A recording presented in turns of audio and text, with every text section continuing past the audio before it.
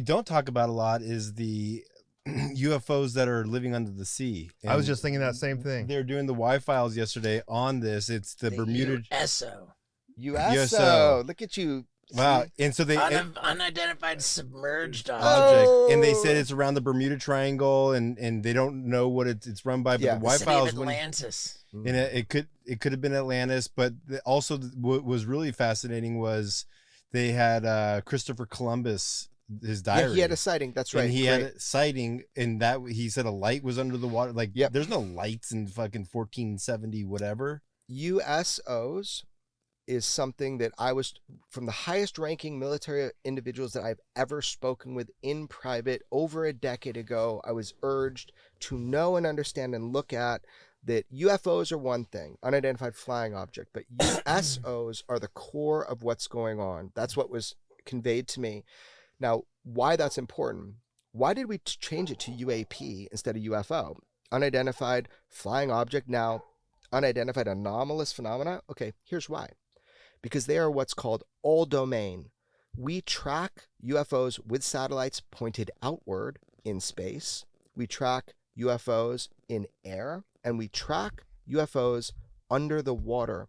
All domain, space, air, and sea. Mm-hmm. Unidentified anomalous phenomena covers all domain. So that's why they did that. Once something breaches those different, areas, they call it transmedium when there's no inertial effect, or they call it transmedium if it can do that, go between all three.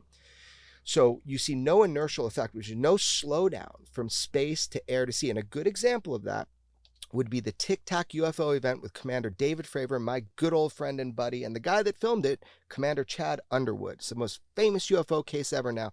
What people forget is the Tic Tac UFO wasn't one object. It was a series of weeks of tracking things dropping from outer space down to sea level in less than a second without a sonic boom.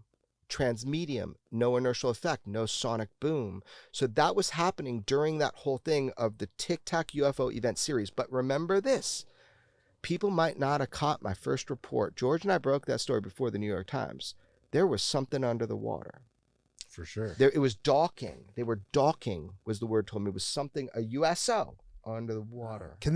Have they tracked them moving at high speed underwater? Yes, 100%. So the resistance of the water isn't an issue. Correct. Is this the one where the Tic Tac video actually there are 4 more minutes of the video? That's the gimbal. I'll gimbal explain to you video. the difference. 2015 was the gimbal. 2004 was the Tic Tac. In 2015 was the gimbal and the Go Fast, those releases. The gimbal is that one that mechanically rotates against the wind, and you hear the pilot saying, like, holy shit. 120,000. There's a fleet of them. Yeah. Right? So what he's saying, and I know to be true, is that in that footage where you see the gimbal rotating, it looks like the Bob Lazar flying saucer. I mean, it's like shaped like a saucer. When it rotates, in front of it is, I think, 5 other objects that were kind of like, what do you call it when you go along like a caravan of UFOs or something, escorts, right? A flock. A flock. I don't know what you call it, like a flock of Yeah, UFOs. flock of UFOs. A flap. Yeah. So there were, on that day, there were other UFOs in front of that one, and there's 4 extra minutes of footage that hasn't been released to the public. And again, I'm not in a position to release that. I do believe that if we put enough pressure, maybe the DOD and the government will declassify that and put it forward. That's what we're fighting for. But hell yeah, dude, that was the gimbal. It's a good case. What do you think is maybe some speculation on why, whatever these things that are driving the crafts, why do they want to be so secretive? Like, why are they hiding themselves from us? Yeah, speculation mode, right? Because I don't have direct communication with the course. aliens. I don't know who's operating them. But here's what I notice. What I notice is that the pattern that we have seen through human history has been one of observation and not direct intervention, typically. There are cases of intervention. You go all the way back in history to like Alexander the Great and like basically like shields of fire, like beaming down wall to break it through so he can invade. I don't know. I wasn't there. That's history, right? But in modern history, you have these UFOs landing and communicating with like children. You have the aerial school event, which is powerful. I know the 2 girls that were standing right there by these beings. That was in Africa? Yeah, I keep messing this up. The exact country that it was, Zimbabwe. I think Zimbabwe. Botswana. It was Rua. I don't know. I've been to Africa a bunch, man, and I got confused. I was just I like, think running it's around. Zimbabwe. I watched a documentary. Yeah, about it was That's Zimbabwe. Yeah. seems So basically, these children at the time, Liesel and Salma, they're incredible human beings. They were like within a meter, like 3+ feet of these beings. But my point is this: is that there seems to be an observational program.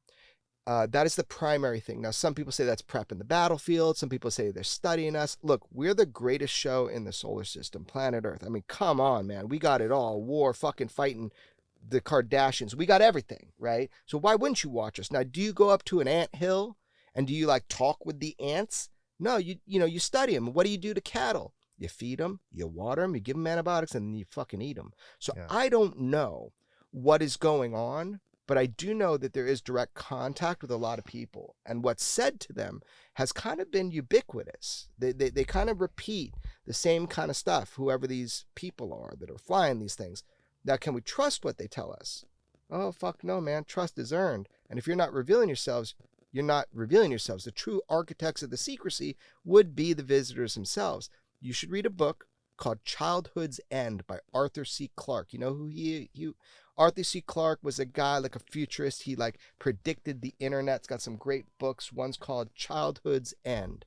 And in that book, he's got these craft. And what they do is they post up in the sky, and for generations, they just sit there, acclimate humanity to their presence, because they got a little dirty secret that they know it's going to be hard to breach the second they meet humans. I don't want to ruin the book, but they look like fucking demons. Wow. So I don't know why. The message that the aliens that visited that school in Africa gave to the children was, you're trashing the planet. Yeah. You have to change this. And that was so much before that was a thing in humanity, right? I asked Liesel, one of the 2 girls, like, why do you think you were shown that? By the way, it was like a projection in their minds, and it was like mesmerizing. Like the second they turned to their friends, it disappeared. So if you believe them or not, it did happen. But if you believe them or not, like, I asked her, why do you think they said that to you? You know, it'd be weird. Like, I don't know what, and if I was an alien, I don't know what I would say to somebody. I'd probably give them a t-shirt or something. Why did you say that? What are you supposed to do with that? And then you made a good point. It was so long ago. What year was it? 80s, early 80s? Dude, I'm sorry. My Something like facts that. are scram. I'm And tired. wasn't there like 30 school children? There's a bunch. There's a full school. Yeah. But so she said to me, I think I'm doing it now. I go, what do you mean? She goes, just talking about it. Yeah. I think that was the point. Spreading the word. Spread the word. The other thing it makes me think of is that old Twilight Zone from the 60s where they find the book that the aliens had. To Serve Man was the name of the book. They translated it. And then they were working on translating what was inside of it. And they're like, oh, they're here to help us. And at the end, the famous line is, it's a cookbook. No. To Serve Man. Dude, will you text me that episode? Just what the title of it? Like, To Serve Man. Oh my God. I really hope we're not food, man. And by the way, you taste better than me, so go with him first, man. Do you like shopping on Amazon? I do. And good news is, Steve-O's butt wipes for your butthole are available on Amazon. And if you want a real bundle of a deal, you can get Steve-O's hot sauce for your butthole, plus Steve-O's butthole destroyer, and Steve-O's butt wipes for your butthole. It's the butthole bundle, available on Amazon right now. Yeah, dude.